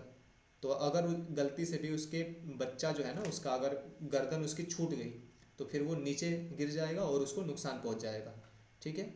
तो बच्चे को चोट न लगे और बच्चा गिर न जाए, इन दोनों बातों से डरते हुए, और दांतों से उसको किसी भी प्रकार का चोट न लगे, इन सभी से भी डरते हुए वो क्या करती है, बाघिन अपने बच्चे को एक स्थान से दूसरे स्थान पर ले जाती है और कभी भी उसे चोटिल नहीं करती है। इसी प्रकार से तद्वत वर्णान प्रयोजयत, मतलब हमें वर्णों का जो प्रयोग है ना, वर्णों का जो उच्चारण है, इतनी ही सावधानी से हमें वर्णों का उच्चारण भी करना है, कि हम कभी किसी वर्ण को गलत न बोल दें और हमसे किसी भी प्रकार का कोई दोष न हो जाए। ठीक है, समझ में आ गया आप सभी को श्लोक? जी सर। ठीक है, बहुत आसान श्लोक है और बहुत इंटरेस्टिंग था लास्ट वाला श्लोक। तो आशा करते हैं आपको पाठ आज का समझ में आया होगा, और बस आपको क्या करना है कि इसको थोड़ा सा देखना है ताकि आपका कॉन्सेप्ट जो है ये और क्लियर हो सके। और एक बार मैं भी कहीं था, या मैं कहीं गया हुआ था, कुछ प्रोग्राम था मेरा, तो मैं वहाँ पर सो रहा था। ठीक है तो क्या हुआ कि सुबह हो गई थी उस समय। तो सुबह होते होते ना मैंने देखा कि मतलब मेरे चेहरे के पास कोई है, ऐसा मुझे एहसास हुआ, है ना। तो मैंने तुरंत ऐसे करके हल्का सा देखा तो बिल्ली के छोटे छोटे बच्चे थे मेरे बेड पर ही। तो मैं चौंक गया, ये क्या है तो फिर मैंने देखा कि बिल्ली की जो है ना, बिल्ली की मम्मी, तो वो उनको एक स्थान से दूसरे स्थान पर उठा उठा करके ले करके जा रही थी। और वो पता नहीं क्यों मेरे बेड पर लेकर के आ गई। वो शायद सर्दी का समय था उसमें, तो सर्दी के समय में बेड पर ही शायद उसको गर्मी का एहसास हो रहा होगा, गर्मी उसको मिल रही होगी, तो इसीलिए रजाई या कंबल के पास वो ले आकर के अपने बच्चों को छोड़ गई थी। तो बच्चे सारे के सारे उछल कूद मचा रहे थे। और अच्छा हुआ कि मैंने झटके में बहुत ज़ोर से किया नहीं तो वो लोग बहुत दूर फेंका जाते और उनको चोट लग जाती। तो जब मैं जाग गया ना, तो बिल्ली को पता चल गया कि इस घर में कोई अजनबी भी आया हुआ है तो उसके बाद वो क्या करती है कि एक एक बच्चे को गर्दन में ऐसे पकड़ करके और एक एक बच्चे को बेड पर से नीचे उतारती है। और कई बार जो है ना बच्चे उसमें से छूट करके गिरते भी हैं उसके, लेकिन चोट नहीं लगती है क्योंकि डिस्टेंस कम होता है। तो करते करते करते वो फिर उनको दूर ले करके जाती है, पहले एक को छोड़ के आती है फिर दूसरे को लेकर के जाती है। ऐसे ही एक और वीडियो भी मैंने देखा था जिसमें एक बिल्ली थी, तो वो मतलब थोड़े से अपने अपनी क्षमता के हिसाब से थोड़ा सा ज़्यादा ऊंचे स्थान पर जो है, किसी विदेश की वीडियो थी, वो दूसरे देश की वीडियो थी। बिल्ली भी काफ़ी गोलू मोलू थी, मोटी सी थी थोड़ी सी तो अपने बच्चे को ना बहुत ऊपर कूद करके वो ले करके जा रही थी। तो उसमें कैप्शन में लिखा हुआ था कि एक जो माँ होती है ना, वो कभी भी हारती नहीं है। तो वो बार बार फेल हो रही थी, वो अपने बच्चे को उतनी दूर तक ले करके नहीं जा पा रही थी। और वो ऐसी ऐसा वो था ना, ऐसा स्थान था कि अगर बच्चा वहाँ से छूट के नीचे गिरा, जैसे घरों का वो नहीं होता है खिड़की के ऊपर जो भाग होता है ऐसे लगा हुआ जो होता है स्टेप वाइज, तो अगर बच्चा उसका थोड़ा सा भी अगर गिरता उसके मुंह से तो वो मर जाता। ऐसा था वो प्लेस, लेकिन फिर भी वो बार बार कोशिश करते करते वहाँ पर पहुँच जाती है। और उसके नीचे ऐसा कैप्शन लिखा हुआ था कि एक जो माँ होती है ना, वो कभी हारती नहीं है। तो बड़ा अच्छा लगा था मुझे वो देख करके वीडियो, मैंने कई बार देखा था। तो चलिए आप सभी लोगों को भी ऐसे ही उच्चारण करना है। कभी कभी मैं आप लोगों से पाठ वगैरह करा लेता हूँ तो मुझे काफ़ी सारी गलतियाँ पता चलती हैं, तो इनको ठीक करना है, बार बार श्लोक को पढ़ना है। संस्कृत से आप लोग डरोगे तो फिर जीवन भर जो है ना ये परेशान कर देगा। और हमें इसी में क्या बोलते हैं, नेट जेआरएफ एग्ज़ाम क्वालिफाई करना है, टीजीटी पीजीटी हो गया, वैकेंसी का एग्ज़ाम हो गया, इंटरव्यू भी हम लोगों को देना है। तो इसीलिए शिद्दत से तैयारी कीजिए। फर्स्ट पेपर के लिए भी मैंने आप सभी को बोला हुआ है, सब्सक्रिप्शन ले सकते हैं आप लोग कुमार भरत सर का पता करके, तो काफ़ी अच्छी आप लोगों की तैयारी हो जाएगी। ठीक है, किसी की कोई बात या फिर प्रश्न हो तो आप बता सकते हैं, नहीं तो क्लास को समाप्त करेंगे। भैया सुबह का क्लास थोड़ा और लेट कर दीजिए, उठ नहीं मिलता है सुबह। अच्छा, सुबह क्या है ना, क्लासेस होती है ना बच्चों की, कॉलेज वाले हैं ज़्यादातर बच्चे, तो 5:30 की सर बजाय 6 तो कर सकते हैं बस। जी जी जी हाँ भैया, 6 6:30 हो पाए। मुझे 6 फिर ये में जाना पड़ता है।